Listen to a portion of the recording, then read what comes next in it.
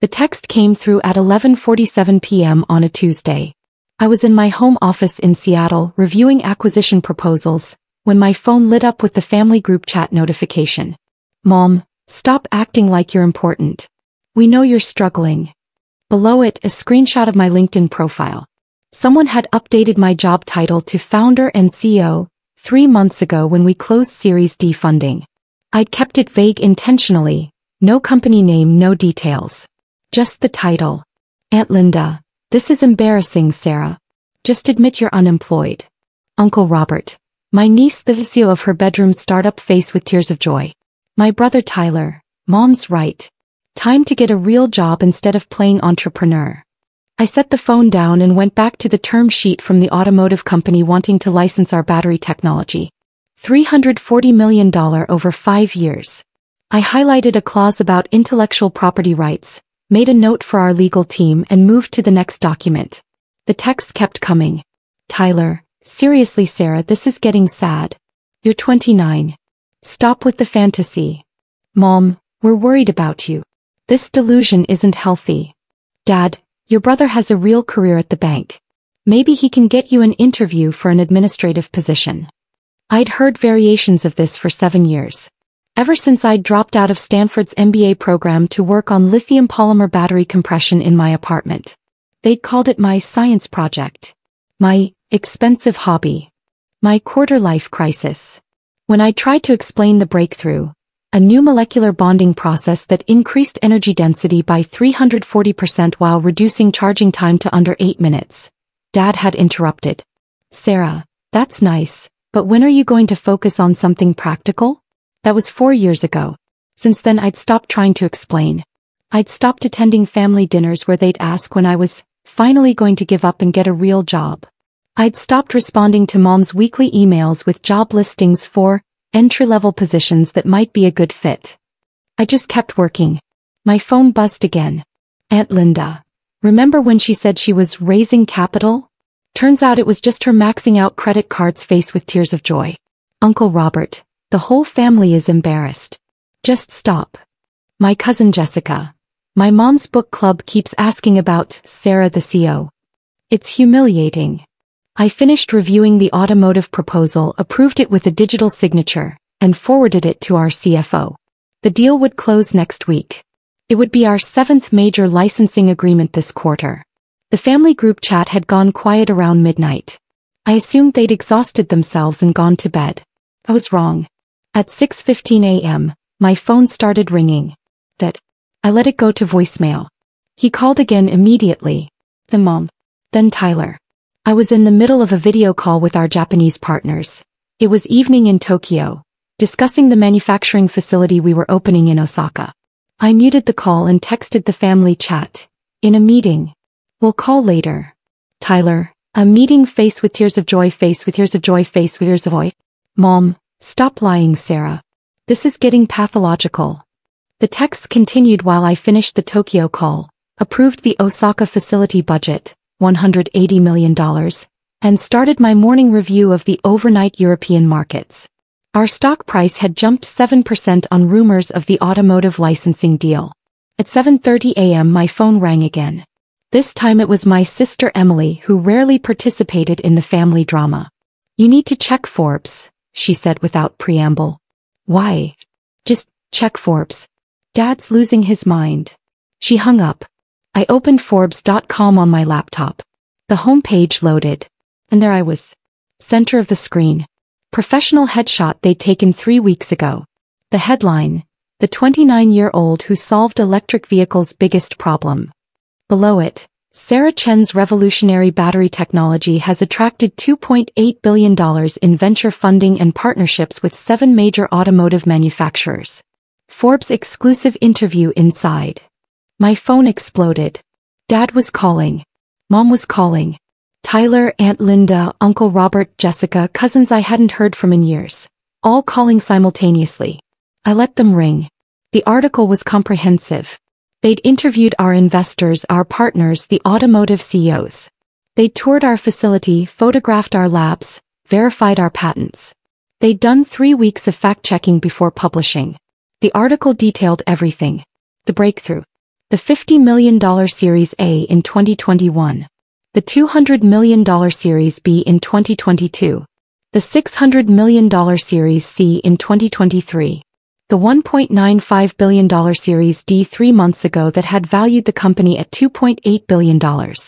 It included quotes from the CEO of one of the largest automotive manufacturers in the world. Sarah Chen's technology will define the next generation of electric vehicles. This isn't incremental improvement, it's revolutionary.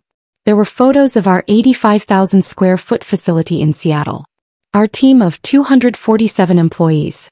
The battery prototypes. The testing labs. And right there in the sidebar, Forbes 30 under 30, energy category. My phone had 47 missed calls. The family group chat had 89 new messages. I opened it. The tone had changed completely. Aunt Linda. I always knew Sarah was brilliant. Uncle Robert. So proud of my niece. Jessica. OMG, everyone at my office is talking about you. Tyler. Hey sis, congrats. Always believed in you. Mom, we always supported your dreams, honey. I stared at the messages, my face neutral. Years of dismissal. Years of mockery. Years of being called delusional, unemployed, embarrassing. And now, because Forbes had confirmed what I'd been trying to tell them for 7 years, suddenly they'd always believed in me. Dad called again. This time I answered. Sarah. Honey. Why didn't you tell us? I tried, I said calmly. For 7 years. Well, you weren't very clear about it. We thought you were just working as a janitor? I quoted Mom's text from last night. Playing entrepreneur in my bedroom? Silence.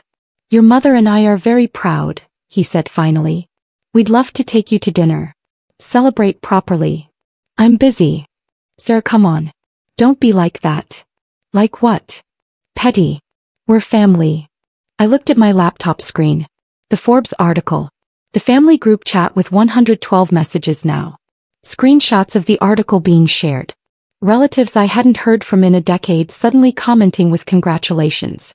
I need to go, I said. I have actual meetings. Wait, Forbes mentioned partnerships with automotive companies. Which ones? Your brother works with several major. I hung up. By 9 a.m., my assistant had fielded calls from 6 different family members trying to reach me. Tyler wanted to discuss investment opportunities. Aunt Linda wondered if we were hiring for her son. Uncle Robert had business connections he wanted to share. Mom texted, Honey, I'm so sorry if we seemed unsupportive. We just wanted to protect you from disappointment. I didn't respond. At 10 a.m. I had a board meeting.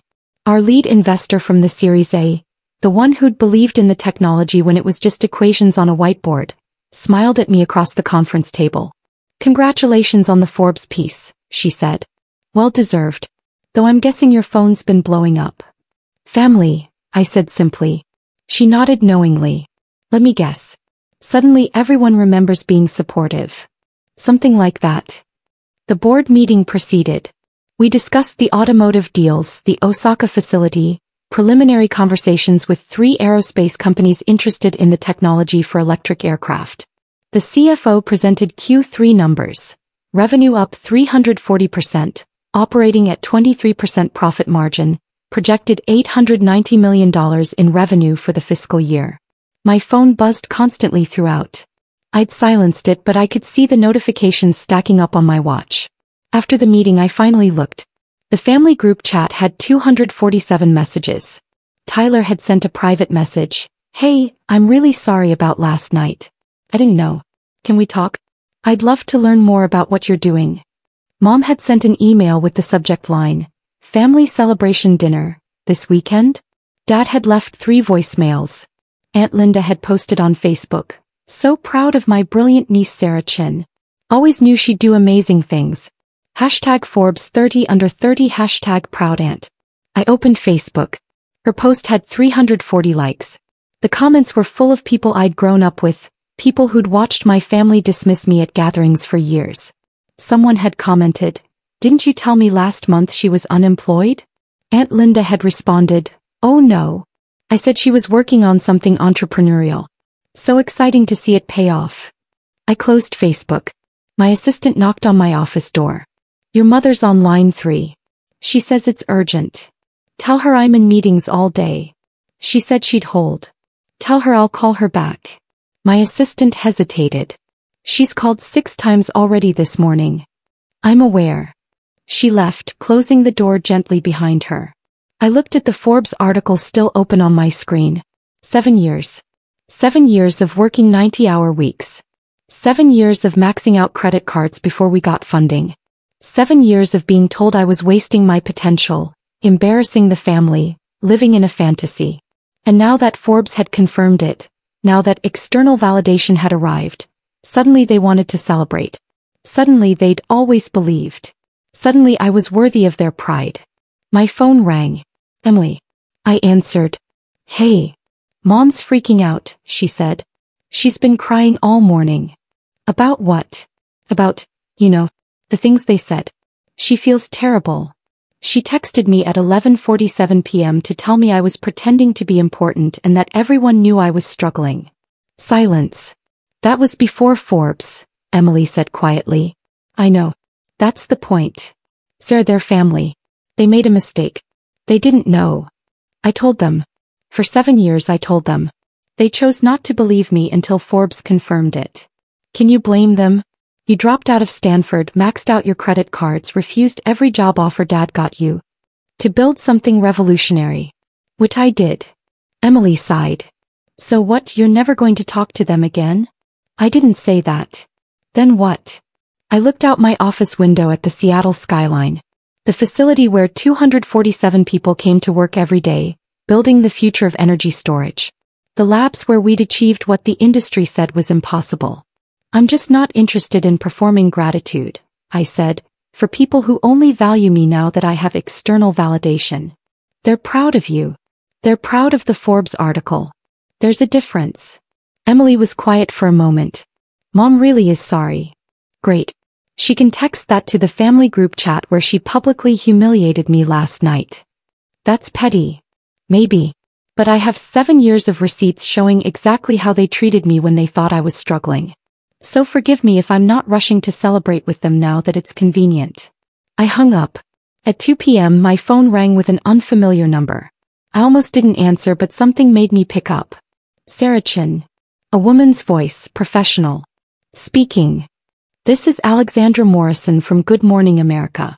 We'd love to have you on the show to discuss your Forbes feature and your revolutionary battery technology. Would you be available for a segment this Friday? I paused. This Friday. We're very interested in the story. Young entrepreneur, major breakthrough disrupting the automotive industry. Our audience would love to hear about your journey. My journey. The 7 years of doubt, mockery, and dismissal that would get edited into a 30-second inspirational montage about following your dreams. Let me check my schedule and get back to you, I said. Of course. I'll email you the details. We're thinking a 6-minute segment live from our New York studio. We'd cover travel and accommodation, of course. After she hung up, I sat staring at my phone. Good Morning America. The family group chat had 312 messages now. I opened it. Uncle Robert had posted another screenshot of the Forbes article. My niece. Can't wait to tell everyone at the club about this. The club. The same club where he told people I was going through a phase when I tried to explain the battery technology at a family wedding 3 years ago. Tyler, Sarah, seriously call me. I want to make things right. Mom, honey, please. We love you. We're so proud. Let's talk. Dad, your mother's very upset. This isn't like you to hold a grudge. I set the phone down. At 4 p.m. my CFO knocked on my door. The automotive licensing deal closed. $340 million confirmed. Wire transfer will hit tomorrow. Great. Thank you. She lingered in the doorway. You okay? You seem distracted. Family stuff. She nodded knowingly. The Forbes article? Yeah. Let me guess. Suddenly everyone wants to reconnect. Something like that. She smiled sympathetically. My family did the same thing when we went public. Relatives I hadn't heard from in years suddenly had investment advice and business opportunities. She paused. For what it's worth, the people who believed in you when you were working out of your apartment. Those are your real family. After she left, I thought about that. The early investors who'd taken a chance on theoretical technology. The first 10 employees who'd joined when we could barely make payroll. The partners who'd believed in the science when everyone else said it was impossible. Those people had seen the value before Forbes confirmed it. My family had needed external validation to believe what I'd been telling them for 7 years. At 6 p.m. I was about to leave when my phone rang. Mom again. I answered. Sarah, thank God. I've been trying to reach you all day. I've been working. Of course, honey. Of course. Listen, I need to apologize. Last night's text, I was worried about you. We all were. We thought you were struggling financially and just pretending everything was fine. We didn't know about the Forbes article or the company valuation or any of it. Because you didn't ask. You assumed. We wanted to protect you from disappointment. By calling me delusional, embarrassing, unemployed. Silence. We made a mistake, she said finally. A big one. We should have listened. We should have believed you. You should have respected me enough to take me seriously instead of waiting for Forbes to tell you I was legitimate. You're right. You're absolutely right. Can we talk about this? In person? This weekend? I looked at the email from Good Morning America on my screen. The interview request. The opportunity to tell my story to millions of people. I can't this weekend, I said. I have a television interview in New York. A television what? Good Morning America wants to do a segment about the Forbes article and the technology. I could hear her processing this. That's wonderful, honey. Congratulations. Thank you. Maybe the weekend after? We could all get together. Celebrate properly. Maybe. Sarah, please. We love you. We're proud of you. We want to support you. Where was that support? I said calmly. When I was maxing out credit cards to fund the initial research. When I was working 90-hour weeks in my apartment. When I was explaining the breakthrough to anyone who'd listen. We didn't understand. Because you didn't try. You decided I was having a crisis instead of building something real. And nothing I said mattered until Forbes confirmed it for you. That's not fair. Isn't it? Read last night's texts. Tell me that's support. He was crying now. I'm sorry. We're all sorry. What do you want us to do? I don't know, Mom. Maybe start by acknowledging that your love and respect shouldn't require external validation. That your daughter's word should have been enough. I hung up. At 7 p.m. I was driving home when Tyler called. Hey, he said when I answered. I know you're pissed. You have every right to be. Okay. I was an asshole. For years. I made fun of your startup and called it a bedroom business and told everyone you were unemployed. I was wrong. I'm sorry. I waited.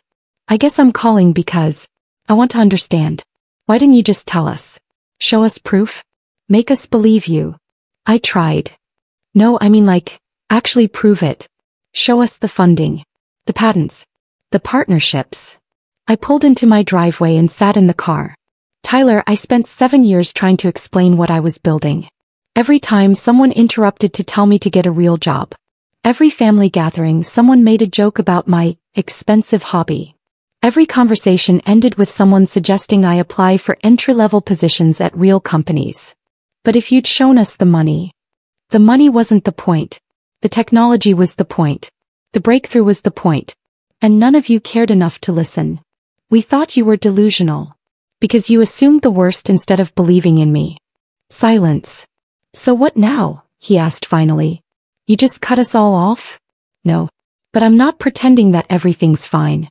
You don't get to mock me for 7 years and then celebrate with me the moment Forbes validates what I've been telling you all along. That's fair. He paused.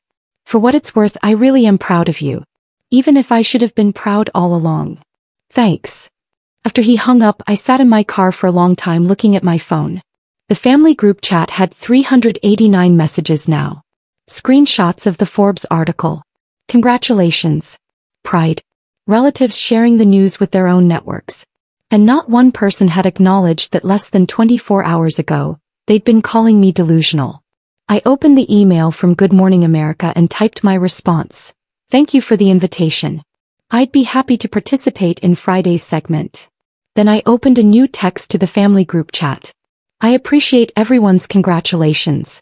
For the record, the company has existed for 7 years, The technology has been in development for 8, and I've been trying to explain this to all of you since 2017. The only thing that changed yesterday was Forbes confirming what I'd been telling you all along. I'll be on Good Morning America this Friday discussing the breakthrough. You're welcome to watch. I hit send. The responses came immediately. Mom, we'll definitely watch, honey. So proud. Tyler, recording it for sure. Aunt Linda, can't wait to tell everyone. My niece on GMA. I set my phone to do not disturb and went inside. The house was quiet. 3 bedrooms, 2 offices, a kitchen I rarely used because I worked too much. I'd bought it 2 years ago with my Series B earnings. A modest place by tech CEO standards but comfortable. The family had never seen it.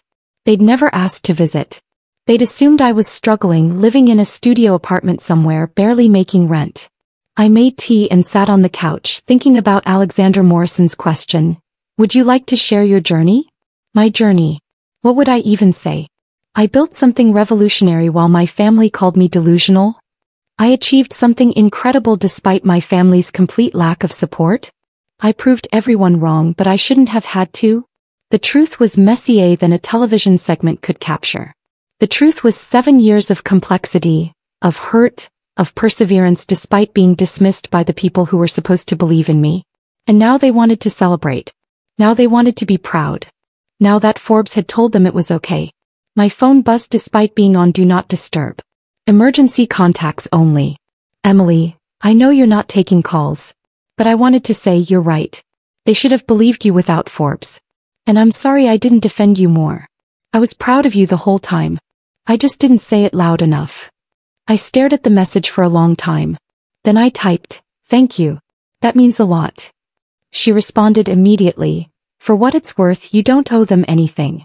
Not forgiveness, not a celebration dinner, not a relationship if you don't want one. You built something amazing despite them, not because of them. Remember that. I set the phone down and looked around my quiet house. 7 years. $2.8 billion valuation. Revolutionary technology. Forbes feature. Good Morning America interview. And all I could think about was Mom's text from last night. Stop acting like you're important. We know you're struggling. The tea had gone cold by the time I picked up my phone again. I opened the family group chat. Dad had posted, looking forward to the GMA interview. Going to record it and show everyone at the office. The office. Where he'd been telling people for years that his daughter was figuring things out, and between opportunities. I started typing a response, then deleted it. What was the point? They'd seen Forbes. They'd believe Forbes. And maybe that was enough. Maybe I didn't need them to understand the 7 years of struggle. Maybe I didn't need them to acknowledge how wrong they'd been. Maybe I didn't need them to apologize for every dismissive comment, every mocking text, every assumption that I was failing. Maybe I just needed to keep building. The technology was real. The breakthrough was real. The $2.8 billion valuation was real. And I'd done it all without their belief. That, I thought, was its own kind of validation. Better than Forbes. Better than Good Morning America. Better than any external confirmation could ever be. I'd proven to myself that I could achieve something extraordinary despite everyone doubting me. And that was something no article could take away. My phone buzzed again. Another family member. Another congratulations. Another always knew you'd succeed. I set it to airplane mode and opened my laptop. There was work to do. The aerospace companies were waiting. The Osaka facility needed final approvals. The Q4 projections needed review. I had a company to run. A breakthrough to commercialize. A future to build. And whether my family believed in me or not, whether they celebrated me or not, that work would continue. Because I'd learned something important over 7 years. External validation was temporary. Self-belief was permanent. And I'd built a $2.8 billion company on the foundation of believing in myself when no one else did. That was a story worth telling. Even if it wasn't the neat, inspirational narrative Good Morning America wanted. It was the truth. And the truth I'd learned was more valuable than any amount of external validation could ever be. Even from Forbes. Even from family. Even from people who'd spent 7 years waiting for someone else to tell them I was worth believing in. I closed my laptop and looked out the window at Seattle's skyline. Tomorrow I'd fly to New York. I'd sit on a television set and talk about breakthrough technology and entrepreneurship and following your dreams. And I'd smile. And I'd be gracious. And I'd tell the inspiring story they wanted to hear. But I'd know the real story. The 7 years of struggle. The family who doubted. The text messages and mockery and dismissal.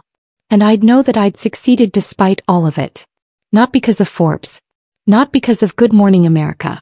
But because I'd believed in the breakthrough when no one else did. And that belief had been enough.